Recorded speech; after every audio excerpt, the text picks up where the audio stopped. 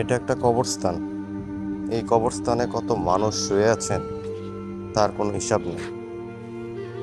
এই কবরস্থানে আপনার মতো আমার মতো অনেক মানুষই পৃথিবীতে দীর্ঘদিন ছিল। তারাও স্বপ্ন দেখতো বাড়ি করবে, গাড়ি করবে, অনেক সম্পদের মালিক হবেন, অনেক সম্পদ অর্জন করবেন। কেউ হয়তোবা রাজনীতি করত, কেউ হয়তোবা আলেম ওলামা ছিল, কেউ অনেক দিনদার ছিলেন, কেউ অনেক দিনের পথে ছিলেন না। সবাই এখানে শুয়ে আছে। এই মানুষগুলোর মধ্যে অনেকেই বেহেশতে যাবেন, অনেকেই দুযোগে যাবেন। কত মানুষ কতভাবে মারা গিয়েছেন। কেউ মারা গিয়েছেন ঘুমের মধ্যে, কেউ অসুস্থ হয়ে মারা গিয়েছেন, কেউ অ্যাক্সিডেন্ট হয়ে মারা গিয়েছেন। কিন্তু লক্ষ্য একটাই, আমাদেরকে মারা যেতেই হবে। কিন্তু দুনিয়াতে আমরা এত কিছু করার জন্য আগ্রহ করি, কিন্তু আল্লাহর জন্য আমরা কি কোনো কিছু করতেছি? বা আমরা যে ওই পৃথিবীতে চলে যাব চিরজনমের জন্য, আমরা ওই দুনিয়ার জন্য আসলে কী বা করতেছি?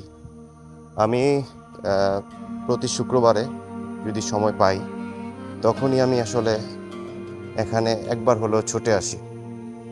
কারণ আমার মতো মানুষগুলোই তো আসলে এখানে শুয়ে আছে। আমার মতো মানুষগুলোই এখন এই শহরের বাসিন্দা। এই কবর নামক একটা শহর, এই শহরের বাসিন্দা। এখানে তাদের হিসাব কিতাব নেওয়া হচ্ছে। আমি আপনি এখনো পৃথিবীতে বেঁচে আছি। আমরা এখনো দুনিয়ার মোহমায়ায় পড়ে আছি। আমি মাঝে মধ্যে আমার এই দুনিয়ার প্রতি আমার কোনো টানই আসে না। আমার মাঝে মধ্যে আমি ভাবি যে আমি তো মারাই যাব।